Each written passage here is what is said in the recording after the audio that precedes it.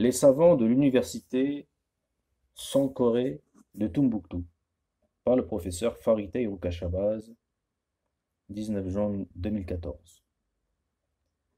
Une réponse que nous avons faite dans le cadre d'un débat lancé par le professeur Dominique Ngoy Gala avec son article Pourquoi la plus grande mosquée d'Afrique en terre chrétienne est animiste, édité sur son blog Réflexion actuelle. Bonjour Saint Ralph. Les Émirats du Golfe qui financent les projets d'érection de mosquées à travers le globe ne le font pas au nom de l'islam puisqu'ils n'ont aucune légitimité à parler au nom de l'islam ou même de représenter l'islam. Ils ne font qu'instrumentaliser ces constructions de mosquées afin d'étendre leur influence politique. Tout cela est politique et non religieux. Quiconque ne comprend pas cela fait fausse route. Religieusement, les Émirats du Golfe Persique n'ont aucune autorité sur les musulmans hors de leur territoire. Pourquoi? Pour ce qui des savants médiévaux négro-musulmans de la bouche du Niger, il est manifeste que vous parlez de ce que vous ne connaissez pas, ce qui n'est pas le cas de quelqu'un comme le professeur Théophile Obenga, qui n'hésite pas à écrire ceci dans son œuvre majeure, La philosophie africaine de la période pharaonique de 1780-330 avant notre ère. Je cite: les écoles philosophiques médiévales de Tombouctou, l'université de Sankoré, Gao, Djenné, foyer de la culture négro-musulmane, au temps des grands empires soudanais, Ghana, Mali, Gao, Songol. C'est la perpétuation de la tradition péripatéticienne islamisée. L'université de Sankoré fut illustrée par le professeur Mohammad Bagayogo, qui eut pour étudiant le célèbre Ahmed Baba, né à Harouane en 1556. Des témoignages directs nombreux rapportent que le docte Ahmed Baba possédait près de 1600 volumes dans sa bibliothèque. Fin de citation. Dans le même passage, il poursuit en parlant d'Ahmed Baba en ces termes tirés de l'œuvre d'Abderrahman as-Saadi. Sa valeur, je cite, était célèbre au Maghreb et sa renommée se répandit au loin. Fin de citation. Justement, pour aller plus loin, voilà ce qui disait il y a 3 siècles de cela Abdelrahman as-Saadi à propos d'Ahmed Baba dans son fameux livre Le Tariq as-Soudan. Je cite: le jurisconsulte, le savant, le très docte, le joyau de son époque et l'unique de son temps, l'homme remarquable dans toutes les branches de la science, Abu Abbas Ahmed Baba, fils du jurisconsulte Ahmed ibn al-Hajj, ibn Omar ibn Muhammad Akit, il déploya le plus grand zèle et la plus vive intelligence dès le début de ses études, en sorte qu'il s'éleva au-dessus de ses contemporains et qu'il les dépassa tous de beaucoup. Il n'avait de controverse qu'avec ses maîtres, et ceux-ci témoignèrent de son savoir. Sa valeur était célèbre au Maghreb, et sa renommée se répandit au loin. Tous les docteurs des grandes villes reconnurent sa supériorité en matière de fatwa, consultation juridique, entre parenthèses. Il était d'une justice rigoureuse, même avec les plus humbles des hommes. Il ne dissimulait jamais ce qui était juste, fût-ce aux émirs ou aux sultans. Fin de citation. Le philosophe et sociologue camerounais, le professeur Nzame Mbongo, dans sa contre-histoire de la philosophie classique africaine, prend lui aussi toute la mesure des savants négro-musulmans de la boucle du Niger, et plus précisément d'Ahmed Baba, quant à leur rayonnement mondial en leur temps. Je cite: cette pensée de grande ampleur n'éclaire pas seulement les esprits cultivés de la civilisation songhai, sa lumière resplendit aussi dans tout le Maghreb, notamment au cours de sa déportation marocaine. Fin de citation. Il est plus précis encore dans les disciplines essayées à l'université de Sankoré. Je cite, la réputation de l'université de Sankoré à Tombouctou traversa les mers et les continents. Les enseignements qu'il dispensait, droit, grammaire, rhétorique, dialectique, logique, philosophie, éthique, histoire, médecine, astronomie, mathématiques, tradition, théologie, etc. Fin de citation. La périodique scientifique, le périodique scientifique Sonda Now relève également le caractère pointu des sciences enseignées dans l'université de Sankoré, puisqu'il y est question de quadrivium, l'ensemble des 4 sciences majeures que sont l'arithmétique, la géométrie, l'astronomie et la musique, qu'initialement les savants de l'Égypte antique avaient enseigné aux Grecs de l'Antiquité et qui se perpétua au sein de la civilisation musulmane avant d'être réintroduit autour de l'an 1000 en Occident. Je cite, on y enseignait le Coran, l'histoire et la jurisprudence, mais aussi ce que leurs doctes appelaient le savoir quadrivium, à savoir l'arithmétique, géométrie, astronomie et musique. Ses principaux maîtres étaient le mandingue Mohamed Bagayogo, 1524-1593, le sourniquet Laomoud Kati, 1468. Tiré de Sodanao, volume 21, numéro 1 à 8, page 40. Ministry of Culture and Information, 1996. Comme on le sait, le quadrivium est l'ensemble des 4 sciences qui fit dans le monde occidental la renommée de la Grèce antique avec des hommes comme Pythagore et ensuite des hommes de la Renaissance européenne avec Gerbert d'Aurillac, futur pape romain Sylvestre II, qui l'apprit auprès des savants négro-musulmans de la péninsule ibérique avant de le réintroduire en Europe, qu'il avait oublié, depuis des siècles. Le philosophe antique Porphyre, s'appuyant sur les archives du philosophe pythagoricien Archytas, vers 360 avant Jésus-Christ, nous donne un aperçu de la réalité du quadrivium dans les écoles pythagoriciennes de l'Antiquité à travers son livre, je cite, Commentaire sur les harmoniques de Claude Ptolémée. Je cite, les mathématiciens, à mon avis, savent bien discerner et comprendre comme il faut, et cela n'est nullement surprenant, la nature de chaque chose, aussi touchant la vitesse des astres, de leur lever et de leur coucher. Nous ont-ils donné une connaissance claire, tout autant qu'en géométrie plane, en arithmétique et en sphérique, sans oublier non plus la musique, car ces sciences semblent sœurs, puisqu'elles s'occupent des 2 premières formes de lettres qui sont elles-mêmes sœurs. Fin de citation de Porphyre, commentaire sur les harmoniques de Claude Ptolémée.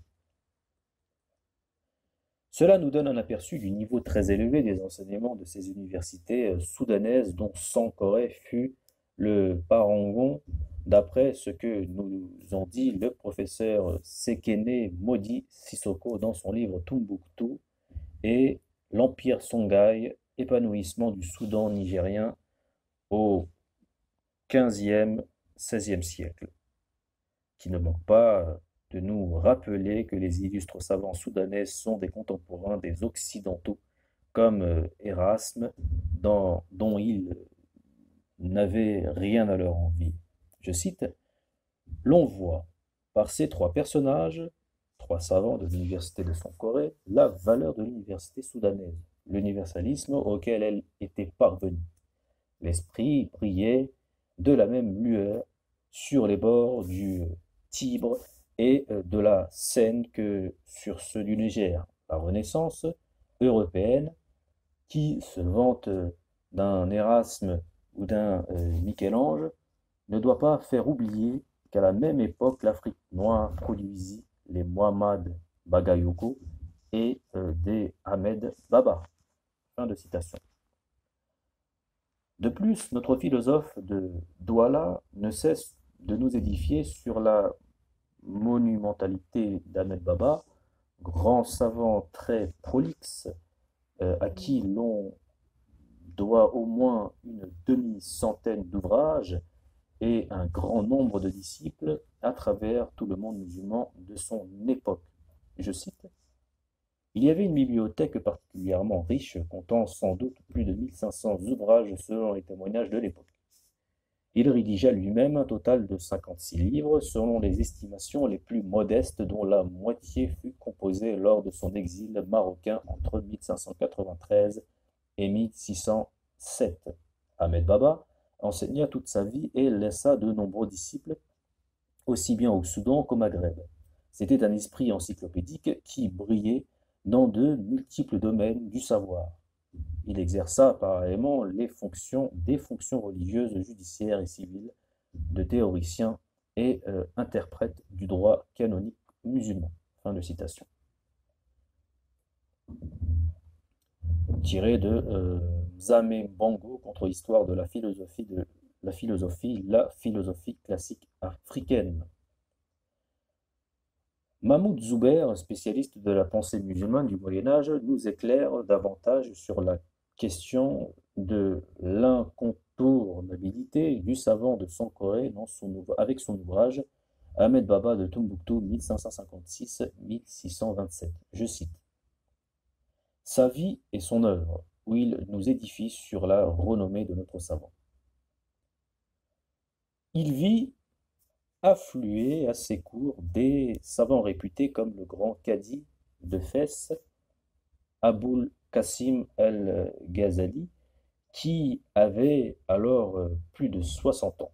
Le moufti de Marrakech, Mohamed el-Raghraji, donc R-A-G-R-A-G-I, l'historien Ibn Qadi, Qadi de Meknès, etc. Fin de citation. L'on pourrait, comme le laisser entendre certaines personnes peu alertes sur la question des savants négro-musulmans du Moyen Âge, penser que notre philosophe du nord du bord du Niger se désintéresserait totalement de la cause noire pour ne professer que la cause de l'orientalisation. Mais il n'en est rien. Bien au contraire, il fut, comme tous ses collègues des universités négro-musulmanes du Soudan occidental, un infatigable défenseur de la cause noire. En somme, un panafricain, un humaniste avant l'heure. Je cite: le philosophe défend ici la race noire contre les mythes et fausses conceptions propagées à ses dépens, de même qu'il s'élève contre le commerce des esclaves dont les premières victimes sont les négro-africains. Sa conscience civilisationnelle et raciale est donc bien en éveil. Il est même adepte de l'idée de similitude de tous les hommes étant tous fils du même père. Adam, bien que les musulmans soient dans la vérité par rapport aux autres à son avis, cet avantage ne leur donne pourtant pas le droit d'agir vis-à-vis des autres hommes de manière arbitraire et inhumaine, car ce qu'ils ont d'humain est identique puisqu'ils relèvent de la même origine. Bref, l'Africain n'est pas trahi par ce raisonnement. Fin de citation. Tiré de Mzambe Bongo. Mbongo pour la référence. C'est que l'histoire intellectuelle de Sankoré, des universités du Soudan occidental et des savants ne date pas de l'époque d'un Ahmed Baba, mais remonte bien plus loin d'après Attilio Gaudio dans Connaissances actuelles et méthodes de recherche en anthropologie, un voyage sans fin. Je cite: dès le XIIIe siècle, Tombouctou devient un immense centre culturel. Tous les écrits des plus grands savants arabes, mais aussi ceux des philosophes grecs de l'Antiquité y sont présents. Tout le savoir du monde transite et se dépose dans la ville sainte, où les manuscrits, arrivés à dos de chameaux au gré des caravanes, y sont copiés, achetés, échangés et enfin conservés sur papier à une époque où l'Occident des parchemins vient à peine de découvrir ce nouveau support de l'écriture. Fin de citation. Le philosophe sénégalais Djibril Samb rajoute qu'au XVe siècle, la flamme intellectuelle ne s'était pas éteinte, bien au contraire, elle s'est accentuée, comme nous pouvons le lire sous sa plume dans l'Afrique, dans le temps du monde. Je cite, dès le XVe siècle s'organisèrent à Tombouctou un enseignement et une recherche de haut niveau. Avec la création de la mosquée de Sankoré s'installa un véritable centre de recherche et d'enseignement universitaire dont les méthodes, le style et la rigueur ne dépareraient aucune de nos universités actuelles, africaines comme non africaines. Sur les plans administratifs et scientifiques, le responsable de ce centre d'enseignement et de recherche était l'imam de la mosquée, fonction qu'il cumulait le plus souvent avec celle de cadi et de professeur. Fin de citation. Il y a donc une continuité dans la transmission du savoir de haute tenue à Tombouctou, et ce depuis le XIIIe siècle, jusqu'à atteindre son acmé au XVIe siècle, l'âge d'or des savants de Tombouctou, comme le rappelle le professeur Amidou Magassa, qui dit dans Tombouctou son savoir-être multiple, première capitale de la culture islamique d'Afrique, que Sankoré rivalisait avec les puissantes universités négro-musulmanes du califat de Cordoue et de l'émirat de Grenade, c'est dire l'importance de Sankoré. Je cite, au plan intellectuel, le XVIe siècle a été l'âge d'or de Tombouctou. À cette époque, la ville faisait figure de haut lieu de culture islamique qui pouvait concurrencer les universités de Grenade et de Cordoue. Le symbole de cette activité littéraire est l'université de Sankoré, avec ses chers professeurs et ses talibés. Dans cette grande métropole religieuse, les écoles coraniques se multipliaient. Pour illustrer cette grandeur de culture, citons cette phrase du savant Ahmed Baba. De tous mes amis, j'étais celui qui avait le moins de livres et cependant on m'a pris 1600 volumes.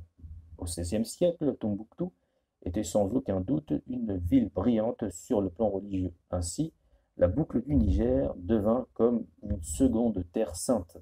Tombouctou, une Mecque africaine sanctifiée par des grands personnages encore vénérés aujourd'hui comme Sidi Yaya, Sidi Diawara, Mohamed Touré, Mahmoud Kati, le shérif Sekli, les frères Ahmed et Mohamed Bagayoko, El Akib, le cadi Omar Ahmed Baba. Fin de citation, tirée d'Amidou Magassa pour la source de référence. De rajouter qu'à son apogée, Sankoré draine plus de 25 000 étudiants venant de tout le monde musulman. Les étudiants et enseignants des universités de Fès au Maroc et d'Al-Azhar en Égypte, plus grande d'universités musulmanes sunnites, n'étaient pas en reste. Eux aussi venaient se former à Sankoré pour le grand nombre et enseigner pour les plus illustres d'entre eux. Je cite, Tombouctou sera ainsi le centre religieux, scientifique et littéraire de toutes les régions baignées par le Niger, cerveau du Soudan, un des centres scientifiques de l'islam entier et entrepôt des marchandises. Elle devient aussi un dépôt de langues et de sciences arabes qu'elle répandit au loin, de même que le sel et les étoffes. Cependant, Tombouctou n'apparaît dans l'histoire qu'au XIVe siècle. La célèbre cité atteignit son apogée sous l'administration du Mandé et celle des Askia, 1493-1591. À cette époque, qui fut l'âge d'or, 25 000 étudiants se répartissait entre l'université de Sankore et les centres 80 écoles coraniques. Des étudiants venaient de tout le monde musulman parfaire leurs connaissances en théologie, en droit, en grammaire, mais aussi en matière de tradition, d'histoire et d'astrologie. Aux lettrés marabouts berbères se rejoignaient des écrivains et théologiens du Maghreb, venus autant pour apprendre que pour enseigner. Des professeurs de Tombouctou se voyaient invités par la célèbre université musulmane d'Al-Azhar en Égypte. Les jurisconsultes marocains venaient de Fès pour renouveler leur savoir. Fin de citation. Tiré de Hamidou Magassa. La publication Études d'histoire du Centre de recherche historique de Saint-Étienne relève le nom du grand savant égyptien recteur de l'université d'Al-Azhar qui s'était déplacé à Tombouctou pour enseigner et qui, au vu du niveau très élevé des enseignements, dut renoncer à son projet pour d'abord aller parfaire ses connaissances à l'université de Fès au Maroc avant de retourner à Tombouctou. Je cite, Tombouctou, Djenné, à l'exemple de Fès, et du Caire sont devenus des centres actifs de diffusion de la culture islamique. L'attrait pour l'or et le surplus commercial attirèrent vers ces deux villes des savants et des jurisconsultes musulmans pouvant contribuer à l'enrichissement de la culture du Soudan. Et ceci a été soutenu par la politique bienveillante des souverains soudanais comme Mansa Moussa ou Laska Mohamed qui n'ont cessé de couvrir les ulama de donations et d'honneur et aussi d'encourager la venue et l'installation des savants et shérifs orientaux comme El-Temimi et Ez-Sekli dans le pays. Par ailleurs, la politique de développement des centres culturels, mosquées, écoles et centres d'études et d'enseignement supérieur, entreprises, pendant la période des Mansa et des Aska, a fait de Gao, Djenné et Tombouctou autrefois lieu de commerce des cités pieuses et de savoir islamique. La renommée des lettrés qui ont enseigné à Tombouctou a dépassé les frontières soudanaises pour atteindre Al-Azhar au Caire où Ahmed ibn Abdelrahman fut professeur et Marrakech où Ahmed Baba a fondé pendant la période de sa détention par le sultan saadite, cher impressionnant ainsi par ses fatwas, sentences religieuses, les intellectuels marocains. Le paradoxe de l'histoire que nous rapporte l'auteur du Tariq Soudan a été que Sidi Abdelrahman et Timimi, savant égyptien venu au Soudan avec Mansa Moussa pour s'installer à Tombouctou, a renoncé à le faire car il était surpris par le niveau intellectuel élevé des docteurs tombouctiens. Fin de citation, tiré du Centre de recherche historique Saint-Étienne, études d'histoire 1991, 92, page 19. L'explorateur et géographe marocain du XIVe siècle, Abu Abdullah Muhammad ibn Abdullah al-Lawati al-Tenji ibn Battuta, plus connu sous le nom d'Ibn Battuta, visita lui aussi Tombouctou en son temps et nous rapporte le fait que cette ville était une grande attraction intellectuelle puisqu'il fait référence à un grand poète du puissant émirat de Cordoue venu s'installer dans la ville jusqu'à s'y faire enterrer. Je cite, on voit à Tombouctou le tombeau du poète illustre Abou Isaac as-Saheli, originaire de Grenade, qui est plus connu dans son pays sous le nom de Atoumahidjin. On y remarque aussi Siraj ad-Din ibn al-Khawahiq, un des principaux négociants et natifs d'Alexandrie. Fin de citation. Ainsi, l'université de Sankoré, du témoignage des contemporains, des plus éminents spécialistes de l'époque médiévale, ne peut être comparée qu'à des universités médiévales de l'Acabie d'Al-Azhar en Égypte. Kairouan en Tunisie, Fès au Maroc, ou encore Cordoue et Grenade dans la péninsule ibérique. En somme, ce qui se fait de mieux dans le monde musulman durant son âge d'or. C'est également l'avis de François des Roches qui, dans le livre manuscrit arabe, Prélude à une histoire bibliothèque nationale de France, suggère un schéma de développement des écritures livresques autour de 4 centres intellectuels majeurs: Kairouan, Fès, Cordoue et Tombouctou. Fin de citation. À la lumière de ce qui précède, l'on comprend aisément pourquoi Jean-Marie Van Parijs, dans son livre Une approche simple de la philosophie africaine, cite les philosophes Ahmed Baba et son maître Muhammad Bagayogo parmi les plus grands savants du monde musulman médiéval entre le 7e et le 18e siècle. Je cite Al-Tahawi, né en Haute-Égypte en 843, Ibn Bajija, mort à Fès en 1138, Ibn Khaldoun, né à Tunis en 1332, mort au Caire en 1406, Mohamed Bagayogo, Ahmed Baba, né à Haroun en 1556. En citation. De même qu'Abdel Djelil Temimi, dans sa contribution à la culture arabo-islamique en Afrique au sud du Sahara, cas de l'Afrique de l'Ouest, acte du colloque international tenu à Tombouctou, qui ne dit pas moins au sujet des savants issus de l'université de Sankoré. Je cite: grâce à certains ulama de cette célèbre cité, comme Sidi Aya, Mohamed Bagayogo, Ahmed Baba, Sidi Mahamadou, Tombouctou garde jusqu'à nos jours un cachet particulier qui fait l'admiration des savants du monde entier. Fin de citation.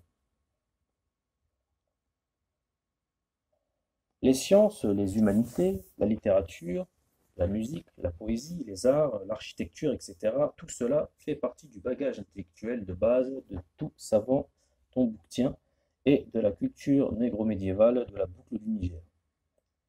S'il est vrai que le XVIe siècle reste l'âge d'or de cette université soudanaise médiévale, il n'en reste pas moins qu'elle a donné à l'humanité d'éminents continuateurs, dont le mathématicien Peul Muhammad ibn Muhammad al-Foulani al-Kishnawi, qui découvrit, bien avant le mathématicien de génie français Évariste Galois, la structure de groupe de rotation d'après le physicien camerounais Jean-Paul Bellec, qui nous en touche un mot dans sa contribution à l'histoire des sciences et des techniques en Afrique noire, produite lors d'un colloque organisé à l'université de Rouen à l'occasion des 50 ans de la sortie du livre Nation nègre et culture.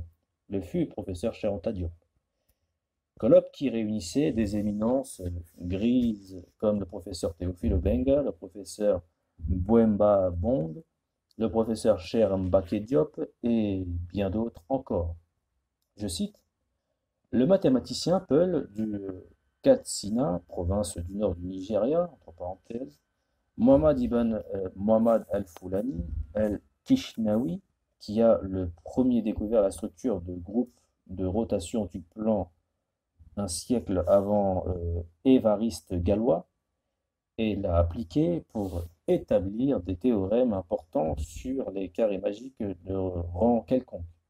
Le manuscrit de Muhammad ibn Muhammad al-Foulani al-Kishnawi sur le sujet est intitulé Traité de l'utilisation magique des lettres des alphabets. Il a été publié au Caire en 1732. Une copie de chacune des pages 1-20, 91-100, 131-140 et 171-179 est conservée à la bibliothèque de la School of Oriental and African Studies de l'Université de Londres. Dans son livre Africa, Number and Patterns, Claudia Zaslavsky a présenté la reproduction de la page 92 ainsi qu'une page de carré magique tiré du traité de Muhammad ibn Muhammad. Fin de citation tirée de Jean-Paul Mbelek dans l'Histoire des sciences et des techniques en Afrique noire. Jean-Louis Triot dans Tombouctou ou le retour du mythe, l'exposition médiatique des manuscrits de Tombouctou souligne le fait saillant qu'au XIXe siècle, l'activité intellectuelle qui a vu poindre ses premières étincelles autour du XIIIe siècle était encore vivace au vu de la grande importation de papier en gros qu'effectuaient les savants de Tombouctou. Je cite, selon Murray Last, Tombouctou fut au XXIe siècle une des pionnières avec le Bornou dans l'importation de papier en gros, ce qui facilita considérablement l'usage commun du papier par les lettrés pour des usages personnels variés d'écriture, notes, mémentos, textes, d'histoire locale, etc. Fin de citation. C'est qu'il y a une tradition intellectuelle à Tombouctou qui a eu comme conséquence de faire du commerce des livres, de l'édition, le commerce le plus lucratif. C'est ce que nous dit Al-Hassan ibn Mohammed al-Wazar al-Fassi, connu en Occident sous le nom de Jean Léon, le Médicis ou encore Léon l'Africain dans sa description de l'Afrique. Je cite, à Tombouctou, il y a de nombreux juges, docteurs et clercs qui reçoivent tous de bons salaires du roi. Il a un grand respect pour les gens instruits. Il y a une grande demande de manuscrits qu'on importe de Berbérie. On tire plus profit du commerce du livre que tout autre genre de commerce. Fin de citation. C'est que Jean Léon, le Médicis, dit Léon l'Africain, n'est pas n'importe qui.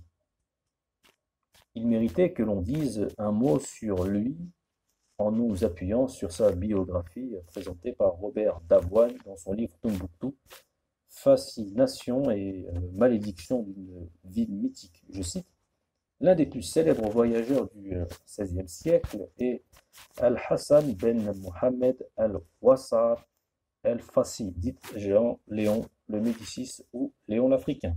Né à Grenade en 1483, il y a passé ses années d'enfance. En 1492, Ferdinand d'Aragon et son épouse Isabelle la catholique s'emparent de Grenade.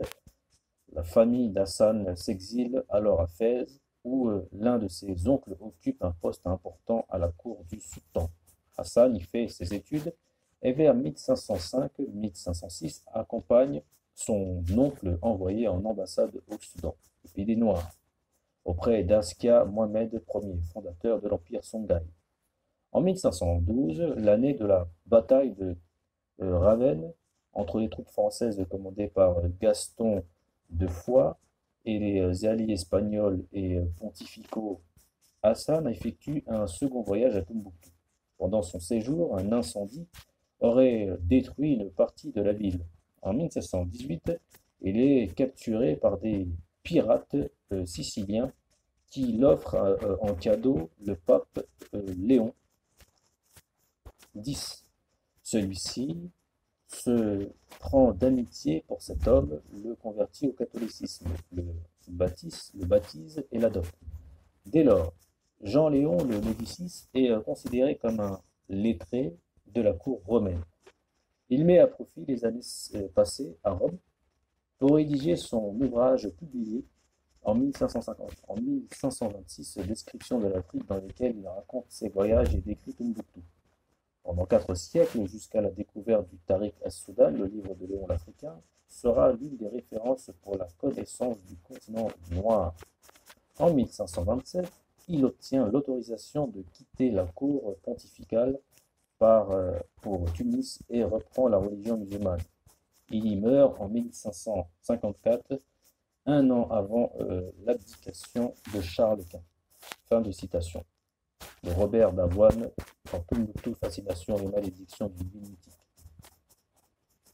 C'est donc d'une référence d'un témoin oculaire, lettré et expérimenté dont il est question avec Léon l'Africain.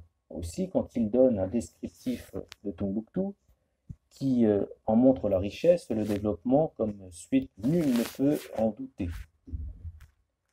Au lieu de monnaie, je cite, on emploie des morceaux d'or purs et pour les achats minimes des curisses, c'est-à-dire des coquillages apportés de Perse, dont 400 valent un ducat. Dans une once romaine d'or, il entre 6 de leur ducat et 2 tiers. Le roi possède un grand trésor en monnaie et en lingots d'or. L'un de ces lingots pèse 1003 livres. Le roi tient une cour bien ordonnée et magnifique. Il est fort, opulent, en platine et verge d'or. Les unes sont d'un poids de 1300 livres. Nombreux juges, docteurs et prêtres, tous bien appointés par le roi, il honore grandement les lettrés. Citation de Léon l'Africain, Description de l'Afrique, 1526, édition 1956, pour la référence. C'est que Tombouctou appartient à un vaste empire négro-africain qui occupe un large territoire, comme nous le rappelle Maurice de Lafosse dans Les Noirs de l'Afrique. Un empire dont les empereurs entretiennent de très bonnes relations avec leurs homologues d'Afrique du Nord. Comme on peut le lire ici, je cite, le Mali occupait à peu près la même superficie que l'ensemble des territoires de l'Afrique occidentale, française et des colonies étrangères qui y sont enclavées.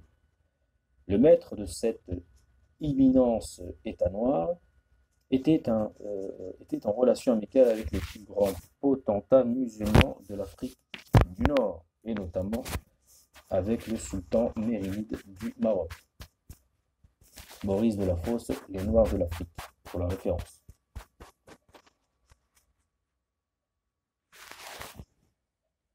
C'était même une volonté politique des souverains du Soudan occidental que d'investir dans le domaine intellectuel, la science, l'éducation, la formation, les arts. C'est ce que nous en dit Sekene Modi Sissoko dans Tombouctou et l'empire Songhai, épanouissement du Soudan nigérien au XVe, XVIe siècle. Je cite, les Mamsas musulmans attirèrent des lettrés dans l'empire et ce furent Ouarata et Tombouctou qui accueillirent la plupart de ces docteurs sahariens, maghrébins et égyptiens. Fin de citation. Cet amour de la lettre partagée aussi bien par les élites intellectuelles et politiques a produit, comme on le constate, une effervescence non seulement au niveau des universités soudanaises, dont la renommée est internationale, mais également au sein de la population lettrée locale qui s'est investie dans la culture. Cela est révélé par les multiples bibliothèques privées très fournies en livres de grande culture, de grande facture.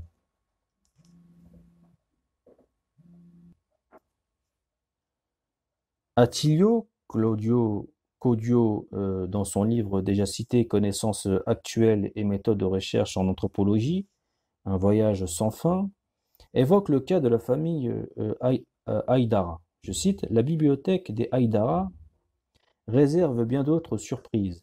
Elle est composée en effet de 3000 manuscrits, dont des dizaines de textes originaux de Mahmoud Kati et d'un autre grand lettré arabe, Laska Mohamed. On y trouve plusieurs Corans enluminés, des traités de droit, de grammaire, d'astronomie et de médecine. Fin de citation. Au niveau de l'architecture, l'auteur sénégalais, Pathé Diane, de la Cornell University New York, dans son livre Les structures politiques, économiques et sociales africaines durant la période considérée, tiré de l'ouvrage collectif Histoire générale de l'Afrique, tome 5, l'Afrique du XVIe au XVIIe siècle, nous donne un aperçu du développement architectural produit par l'effervescence de l'activité intellectuelle des universités médiévales soudanaises comme celle de Sankoré à Tombouctou. Je cite, il y eut quelques réalisations importantes dans les domaines de l'architecture et des arts. Les bâtisseurs des villes de la vallée du Nil, du Maghreb, du Soudan et de la côte, ainsi que les constructeurs des palais Yoruba, de ceux qu'on l'appelle aujourd'hui les ruines du Zimbabwe, des maisons, palais et mosquées de la côte orientale de l'Afrique et des tatas qui ceignent les villes Haoussa étaient à la fois des architectes, des maçons, des décorateurs et des urbanistes.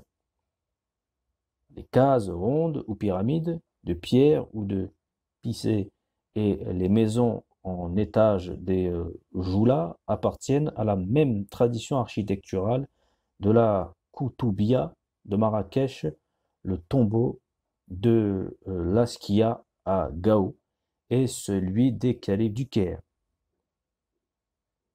La période précédente avait déjà porté très loin le souci d'une architecture de qualité, comme en témoignent les ruines d'Aoudagos, de Koumbi, de Kilwa, de Djenné et d'Aksum.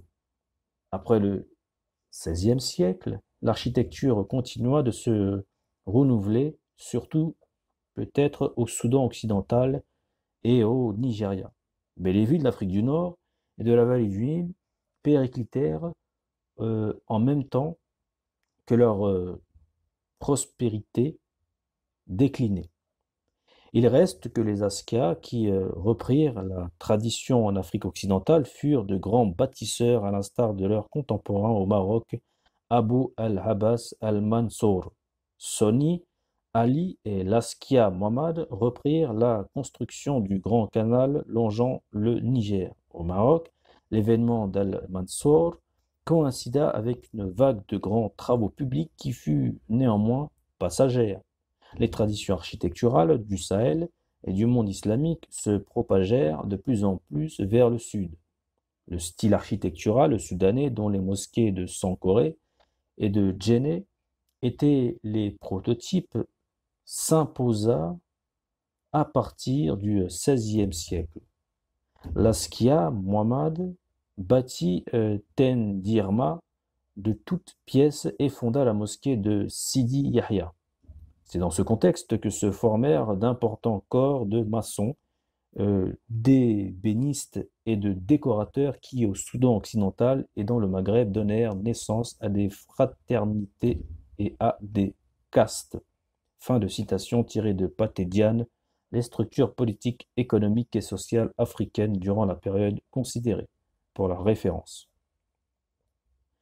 John Higey, dans les villes précoloniales d'Afrique noire, nous donne même des noms d'architectes de talent comme Az-Saeli, qui ont fait la renommée des constructions et de l'urbanisme de la ville aux 333 saints. Je cite, « Le travail d'aménagement complet de Tombouctou fut confié au poète architecte Es-Saeli, compagnon de Kanka Moussa, qui dirigea la construction de tout le vieux quartier de Gingereber. C'est ce dernier qui introduit le style dit soudanais. Parmi les plus importants travaux de cette architecture, on peut citer la résistance impériale, le Madougou, construite à l'extrémité nord-ouest de la ville, la mosquée de Gingereber, qui reste aujourd'hui le plus vénérable vestige de Tombouctou,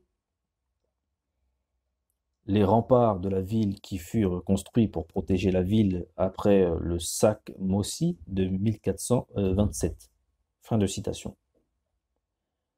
L'intense animation intellectuelle des universités soudanaises du Moyen Âge a ouvert la voie à l'exploration géographique par-delà les mers, puisque Elikia Mbokolo, dans l'Afrique entre l'Europe et l'Amérique, le rôle de l'Afrique dans la rencontre de deux mondes 1492-1992 nous informe que le Mansa Abou Kari, empereur du Mali, envoya deux expéditions dans les Amériques à partir de 1310, soit 182 ans avant Christophe Colomb. Je cite, en 1310 ou 1311, l'empereur du Mali, Aboubakry II, réunit coup sur coup de flottes de 200 bateaux. Fin de citation. C'est que les Soudanais médiévaux avaient déjà connaissance des cartes secrètes des routes maritimes transatlantiques que Christophe achètera une fortune près de 2 siècles plus tard. C'est un peu ce que nous dit le professeur Kenyan Ali El-Amin Mazrui dans The African Predicament and the American Experience and Tale of Two Edens, quand il cite les travaux des universitaires américains. Je cite, à la fois Bakary II et Christophe Colomb ont appris des navigateurs africains de la Sénégambie et du golfe du Guinée l'existence d'un trafic et d'un commerce transocéanique, ainsi que d'un corridor alimenté par les vents nord-équatoriaux, et l'existence d'un courant très facile de navigation en été et à l'automne qui reliant directement aux riches royaumes et civilisations maya, olmèques, aztèques et inca. Ni Bakary II ni Christophe Colomb n'étaient prêts à partager ce secret géopolitique avec un quelconque rival. Fin de citation. Harold J. Lawrence, dans African Explorers of the New World by Harold J. Lawrence, non seulement confirme l'existence d'un commerce africano-américain via l'océan Atlantique, mais pose que les négro-musulmans de l'Empire soudanais du Mali avaient établi des colonies sur ces terres des Amériques et des Caraïbes. Les populations négro-musulmanes étaient déjà installées pacifiquement aux Amériques plus d'un siècle et demi avant que Christophe Colomb ne pose le pied en Amérique. Je cite, « Nous pouvons très clairement affirmer que les mandingues des empires du Mali et Songhai et probablement d'autres Africains ont traversé l'Atlantique pour établir un commerce avec les Indiens d'Amérique et ont réussi par la suite à constituer des colonies partout à travers les Amériques. » Fin de citation. Tous ces éléments réunis nous permettent de mieux comprendre la place centrale qu'occupaient les universités négro-musulmanes du Soudan médiéval, à l'instar de l'université de Sankoré de Tombouctou. L'auteur arabe Mohammed ibn Ali, Foul, ne s'y trompe pas et dit de Tombouctou que, je cite, « c'est la plus grande cité que Dieu ait créée. » Fin de citation. La richesse, comme la haute science des médecins négro-musulmans soudanais de Tombouctou était telle que le proverbe d'époque nous disait, je cite, « On dit du Soudan qu'il guérit de la gale comme de la pauvreté. » Fin de citation. Autre proverbe très connu que Xavier van der Stappen a l'amabilité de partager avec nous dans son livre L'Afrique du fleuve Niger, le Dioliba en canoë. Je cite, « Le sel vient du nord, l'or du sud, l'argent du pays des Blancs, mais les paroles de Dieu, les choses savantes, les contes jolis, tu ne les trouveras qu'à Tombouctou. » Fin de citation. Ce n'est donc pas seulement dans le monde islamique antique de la fascination envers ces villes négro-musulmanes médiévales était légion, puisque sous la plume de Cardo Vera, via son livre Belle page de l'histoire africaine, l'émerveillement est sans équivoque chez les Occidentaux. Je cite, « Ville unique et délicieuse, celle où on venait pour un mois et où on restait 10, celle pour laquelle on se ruinait sans regret, celle des études savantes, celle qui fit rêver l'Europe pendant des siècles. » Fin de citation. Une histoire remarquable qui est celle de ce Français, le chevalier Anselme d'Isaquier, dont Marcel Baudin nous donne le pédigré dans Hommes voilés et femmes libres, les Touaregs, je cite, Anselme d'Izaguier, celui-ci appartient à une famille toulousaine qui avait fait fortune dans le change, puis s'était fait un nom dans le capitoulat. Anoblie en 1328, elle atteint son apogée au début du XVe siècle en quittant sa boutique de change et en se mettant au service du roi dans la magistrature, l'administration et la carrière des armes. Fin de citation. L'histoire nous apprend qu'il fut fait prisonnier, rendu esclave, affranchi, islamisé et marié à une princesse Songhai, comme nous l'apprend Daniel Grevaux dans les canonnières de Tombouctou, les Français à la conquête de la cité mythique 1870-1894. Je cite, ainsi en est-il de l'aventure du Toulousain Anselme d'Izaguier.